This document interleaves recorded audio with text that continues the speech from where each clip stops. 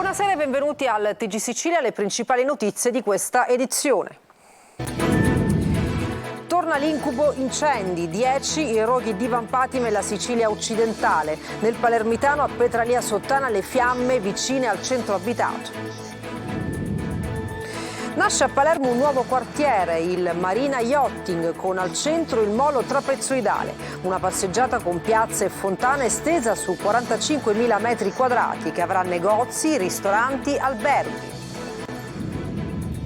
A Catania il nuovo piazzale Sciascia, un parco sul mare davanti a Piazza Europa con verde, giochi, attrezzature sportive e la suggestiva vista sul litorale roccioso.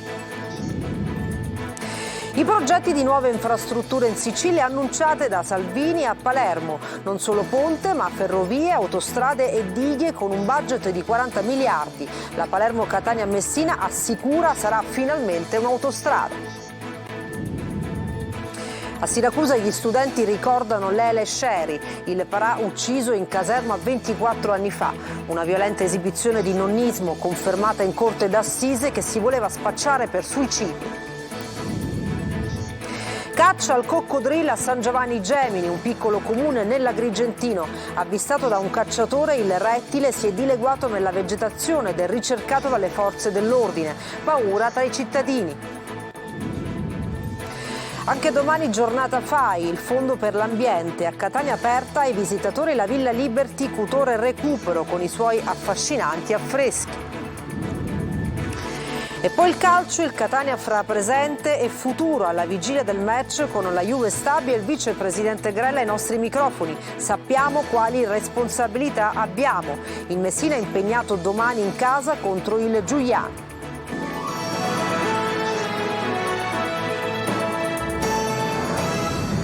Brucia la Sicilia centro-occidentale, squadre dei Vigili del Fuoco e della Forestale impegnate a domare 10 roghi divampate in diverse province. Nel palermitano a Petralia Sottana le fiamme vicine al centro abitato. Emanuela Corsi. Dal Trapanese al Siracusano sono una decina gli incendi divampati nelle ultime ore in Sicilia, alle prese con un'emergenza senza fine. A Petralia Sottana, nel Palermitano, lo vediamo in queste immagini, un vasto incendio di alberi e sterpaglie divampato in contrada Fasano, minacciando anche le abitazioni. Per evitare che le fiamme potessero raggiungere il centro abitato si è reso necessario l'intervento dei Canadair dei Vigili del Fuoco e degli elicotteri della Forestale. Interventi anche su Monte San Calogero, nel territorio di Termini Merese, più volte colpito dai roghi, dove stanno bruciando ettari di vegetazione in direzione di Caccamo. Roghi anche in contrada Petrusa, di Agrigento e a Bivona, nella diga Castello, dove 2 settimane fa un altro incendio di vaste proporzioni ha colpito l'area. Le fiamme hanno lambito alcune abitazioni rurali, facendo crescere la paura. Fiamme che non hanno risparmiato oggi anche l'Ennese. A Pietraperzia un incendio è divampato vicino al cimitero. Roghi anche nel Nisseno, a Campofranco, in contrada Zellante, nel Siracusano a Carlentini, in contrada Carrubba e a Noto in contrada Fiumara, mentre nel Trapanese a Gibellina in contrada Scannagrillo. Dopo un'estate nera sul fronte incendi che hanno mandato in fumo abitazioni e centinaia di ettari di macchia mediterranea, i mesi autunnali continuano a preoccupare, con temperature che restano ancora elevate e l'assenza di piogge, fattori di rischio se associati alla mano di criminali che quasi sempre agiscono nell'impunità. Nuovi migranti sono stati soccorsi nel Mediterraneo. In una nota la Sea-Watch scrive: ieri la nostra nave veloce di soccorso Aurora ha localizzato una barca di legno sovraffollata e in pericolo. Abbiamo portato a bordo in sicurezza tutte le 53 persone, assicurandoci che ricevessero le cure di cui avevano bisogno. Le autorità italiane hanno indicato Pozzallo come porto di sbarco, distante 17 ore di viaggio dall'area dove avevamo effettuato il soccorso, nonostante Lampedusa fosse a 5 ore di distanza. E cambiamo argomento quando la bellezza vince sul degrado. Il nuovo molo trapezoidale inaugurato a Palermo dal presidente Mattarella dimostra che è possibile, quando si vuole, riqualificare la città. Marco Gullà. Da molo trapezoidale a Palermo Marina Yachting. In molti l'hanno definito un nuovo quartiere di Palermo, uno spazio che congiunge la città al mare. Il nuovo molo, inaugurato ieri alla presenza del Presidente della Repubblica Sergio Mattarella e del Ministro delle Infrastrutture Matteo Salvini, è il bello che vince sul degrado che in questo momento regna su altre latitudini della città. Finalmente si parla di bellezza, diceva estasiato un cittadino palermitano mentre ammirava questo spettacolo di luci e acqua della fontana. Qui verrà dato il benvenuto ai passeggeri croceristi, ai passeggeri per le isole e ai dipartisti che raggiungeranno le coste dell'isola a bordo di grandi yacht. Circa 2,5 milioni all'anno gli utenti che potranno usufruire di una grande area commerciale, ristoranti, negozi di lusso, gelaterie, pasticcerie. Il turista potrà anche ammirare all'interno degli spazi le tantissime eccellenze siciliane che attireranno visitatori e cittadini, tra cui la Gambero Rosso Academy, con area di formazione multidisciplinare che dal 2002 sviluppa professionalità. Lo slogan di questa opera è stato Palermo possibile, come a dire sì, pure qui è possibile, se si vuole mettere in campo progetti, offrire qualcosa che renda partecipi di una bellezza dai risvolti pratici. Uno spazio pubblico per la città, una grande opera che darà ulteriore impulso all'occupazione, ha ricordato Pasqualino Monti, presidente dell'autorità portuale Sicilia Occidentale. E alla nostra domanda cosa può dare questo nuovo molo a Palermo, lui ha risposto nella maniera più sintetica ma significativa possibile: può dare tutto. Intanto lavoro, perché nel Palermo Marina Yachting lavoreranno circa 1.000 persone, e poi c'è da sottolineare l'abbattimento finalmente della burocrazia che asfissia opere e progetti. Questo capolavoro è stato definito nel giro di 2 anni, pochissimi se si considera che in Sicilia per riparare una strada possono passare anche più di 10 anni. Che sia l'inizio di una rivoluzione per Palermo e la Sicilia, una rivoluzione che passa dal mare e che si spera possa dare una nuova immagine al territorio.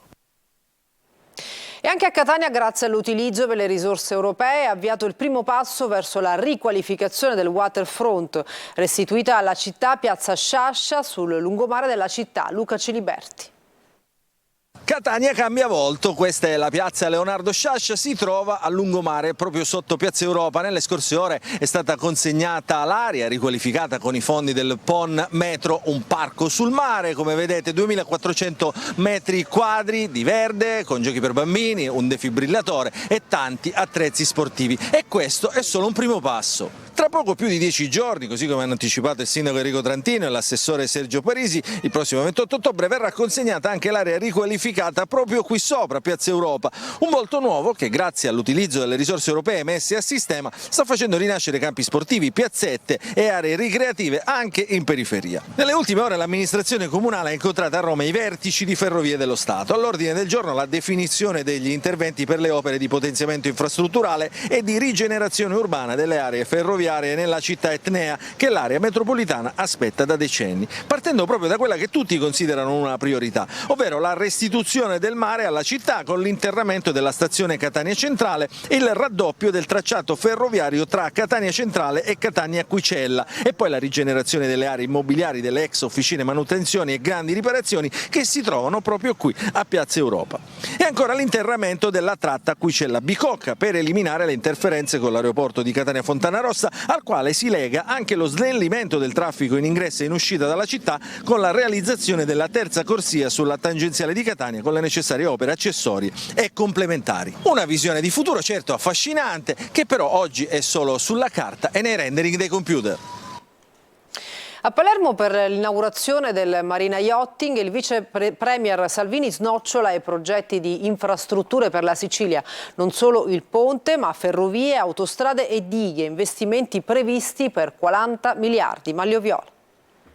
Non solo ponte sullo stretto, ma una lunga serie di opere che porteranno 65 miliardi di euro fra Sicilia e Calabria, 40 dei quali resteranno nell'isola per infrastrutture che le servono. Matteo Salvini ha snocciolato tutte le opere infrastrutturali che il suo ministero prevede. Un libro dei sogni o una speranza. Lunedì in Consiglio dei Ministri c'è il provvedimento sul ponte di Messina, per il quale Salvini assicura l'apertura dei cantieri nell'estate del 2024, ma non sarà una cattedrale nel deserto, assicura il ministro. Stiamo investendo investendo più di 20 miliardi di euro per velocizzare le ferrovie e migliorare le autostrade in Sicilia, ed è finalmente in progettazione l'alta velocità fra Salerno e Reggio Calabria. Il ponte sullo Stretto sarà un corridoio unico, non fra Messina e Reggio Calabria, ma fra Palermo, Roma, Milano, Berlino, Helsinki, ha detto il ministro. In particolare 17 miliardi affidati a RFI destinati alla Sicilia, 12 di quali destinati alla velocizzazione della tratta ferroviaria fra Palermo, Catania e Messina per rendere questa ferrovia finalmente all'altezza, ma altri 18 miliardi piovono su strade e autostrade siciliane.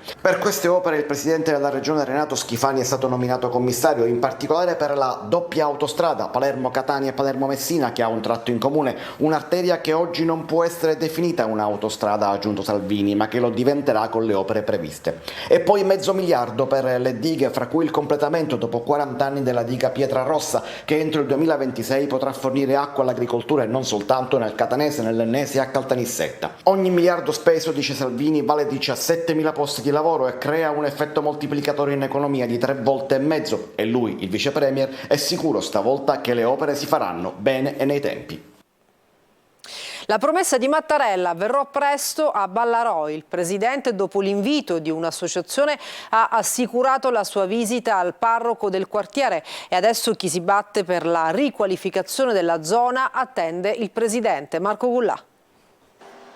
Il telefono che squilla, un numero sconosciuto e poi quelle prime parole pronunciate, che sembrano quasi uno scherzo. Salve, sono il presidente Sergio Mattarella. Lui è Don Enzo Volpe, è il parroco del quartiere di Ballarò a Palermo. È stato lui a ricevere la telefonata del presidente Mattarella, che gli ha assicurato che presto organizzerà un appuntamento privato con le realtà attive sul territorio dopo aver ricevuto la lettera del comitato SOS Ballarò.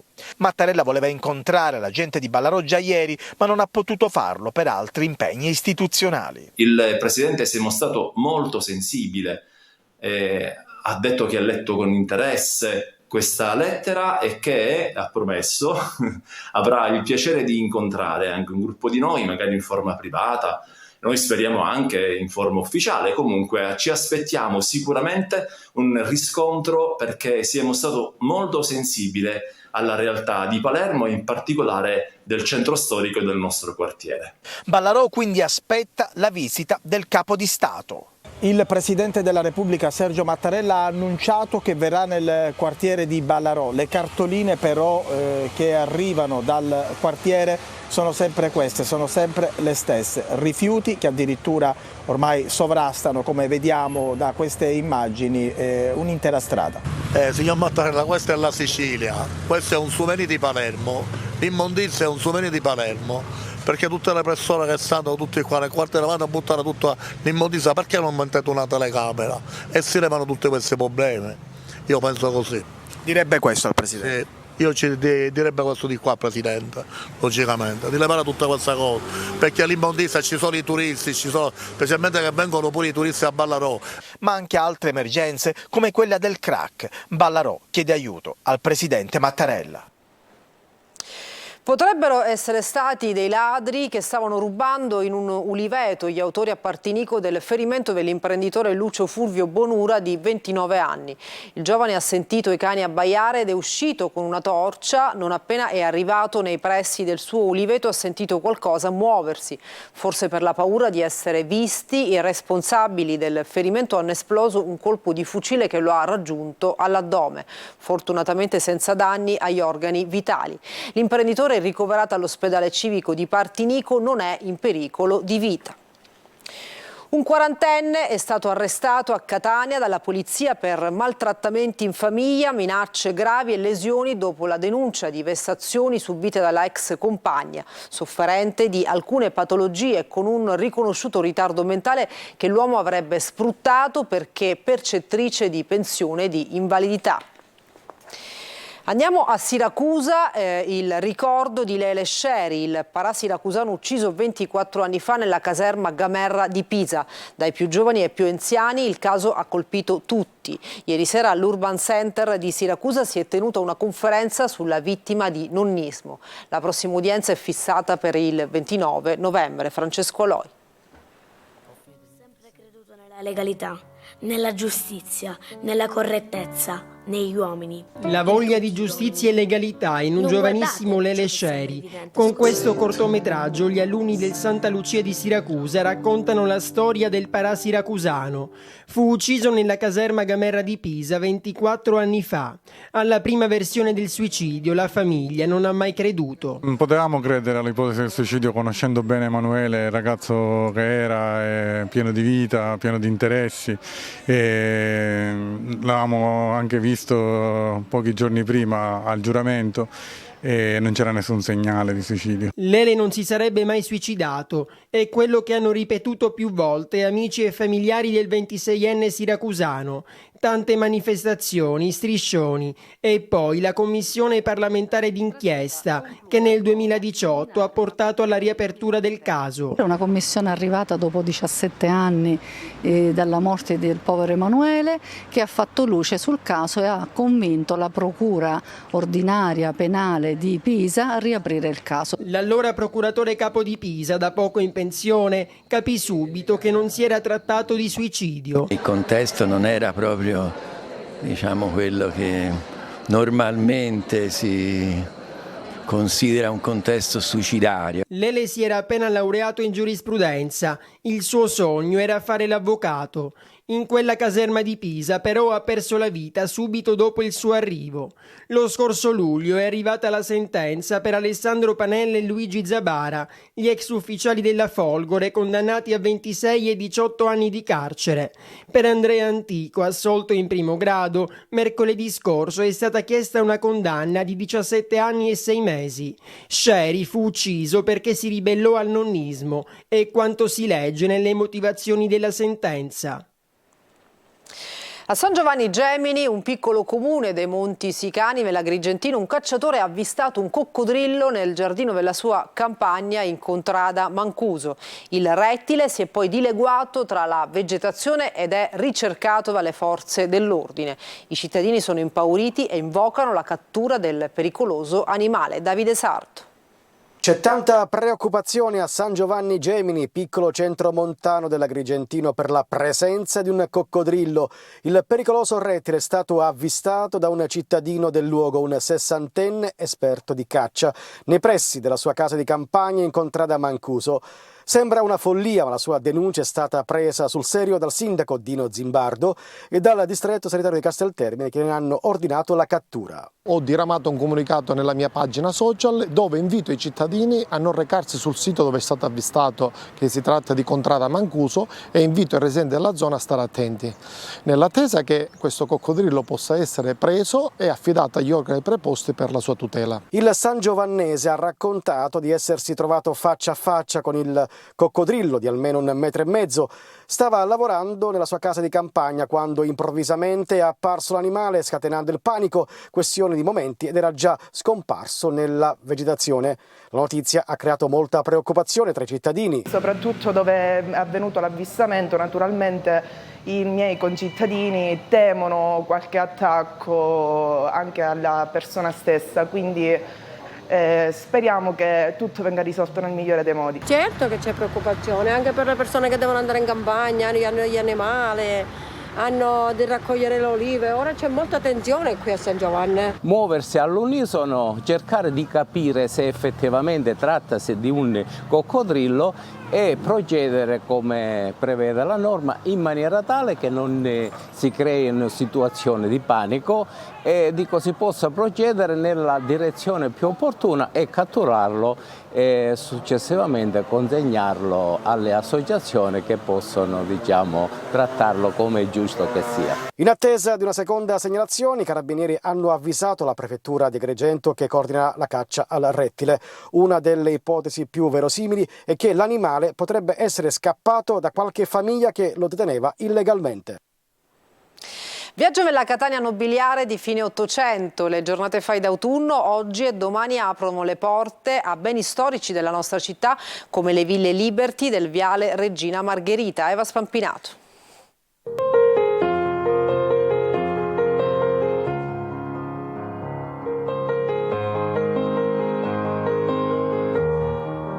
Questo è il vestibolo, sopra c'è la volta a crociera che ricorda un po' la cappella degli Scrovegni di Giotto. ed è fatta interamente in lapislazzuli ed è originale. Viaggio nella Catania nobiliare di fine Ottocento, quando il centro della città erano i palazzi barocchi di via Etnea e via Plebiscito e quando la zona vicina alla Villa Bellini era ancora aperta campagna.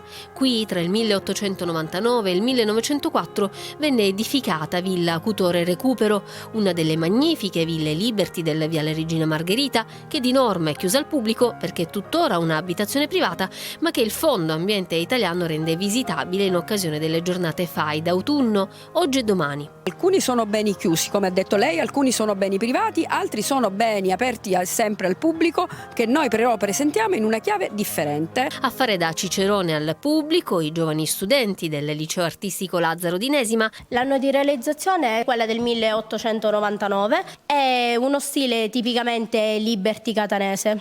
Ad aprire le porte di casa propria la baronessa Rosalba Cutore. La mia nonna paterna, Angelina Recupero di Eliminusa, lei comprò il terreno, questa era una vasta zona, uno dei più grandi orti dei frati cappuccini. Villa Cutore Recupero fu costruita in quello che era il nuovo quartiere salubre, ricco di giardini e di boschetti della città di Catania, che dopo l'unità d'Italia aveva conosciuto un rapido sviluppo economico, politico e sociale determinato da un aumento della produttività, dall'esportazione di arance, olio, vino e zolfo, grazie anche alla ferrovia.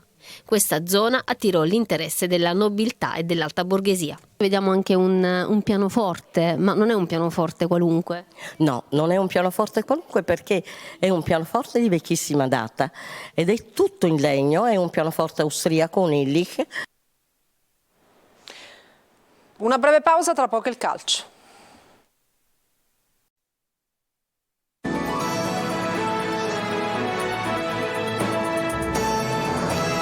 Bentornati al TG Sicilia, adesso il calcio. Il Catania domani scende in campo in casa della Juve Stabia. Prima del match con la capolista ha parlato il vicepresidente Grella, che nel corso della trasmissione Premier ha toccato vari punti, dal campo al futuro societario. Marco Carli. Il tempo che corre veloce per centrare i risultati che servono in campo e il tempo necessario per il raggiungimento degli obiettivi societari che non riguardano solo il campo. La vita come una clessidra senza però farsi condizionare. È il centro del pensiero del vicepresidente del Catania Grella, espresso nel corso di preview. Si parte dall'attualità, dalla squadra e dagli obiettivi sportivi per l'anno in corso.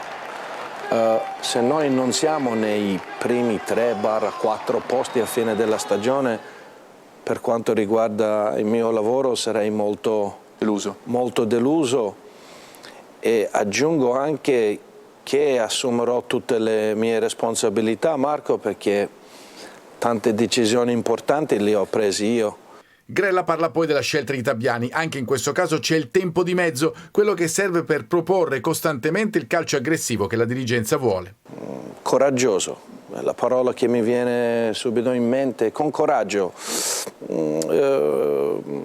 Lavorare a Catania non è facile, non è per tutti, lui sta lavorando benissimo. E poi il futuro che passa dal centro sportivo. Ci sono 3 zone diverse che il presidente sta valutando non solo per quanto riguarda il centro in sé, ma per il livello di investimento con questo terreno che ha poi un valore per lui immobiliare. Il tempo va veloce per la squadra, attesa dal match con la prima della classe, senza Rocca e con Dubizka e Rizzo in più per dare alternative in attesa di altri ritorni da infortuni. Al Menti si incontrano una squadra, la Juve Stabia, che non ha mai subito gol in casa, e una che ha la porta inviolata in trasferta, il Catania. La sfida alla capolista è già cominciata.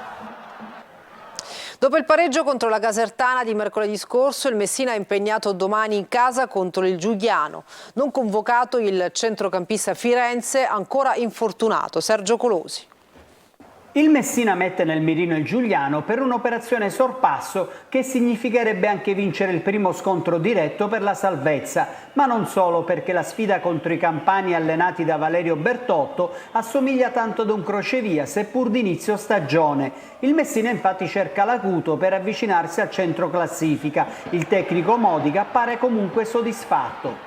Posso rimproverare poco. Ci sono sbavature, ci sono errori, ma penso che lo fanno tutte le squadre d'Italia e noi non siamo meno a questo come errori, però in termini di partecipazione, in termini di voglia, di volontà, di applicazione, è una squadra che mi soddisfa appieno, quindi dobbiamo solo cercare di fare il risultato pieno, consapevolmente su quello che dirà il campo, che ha detto il campo, e avere quell'attenzione in più che ci porterebbe qualche punto in più sicuramente. Marco Firenze non ha recuperato dal problema alla caviglia, potrebbe farcela per venerdì prossimo a Picerno. Rientra Scafetta che ha scontato la giornata di squalifica, ballottaggio Ragusa e Mausso per liberare un posto ad un altro under, Cavallo Zunno. Giuliano in ripresa nelle ultime 2 settimane.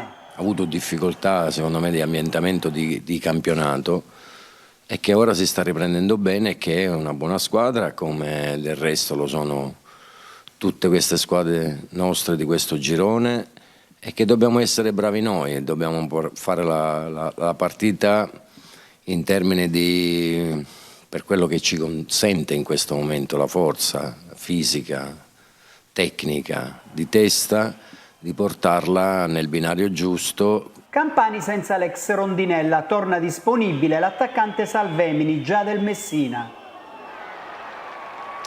E per stasera è tutto, grazie per averci seguito e buona serata.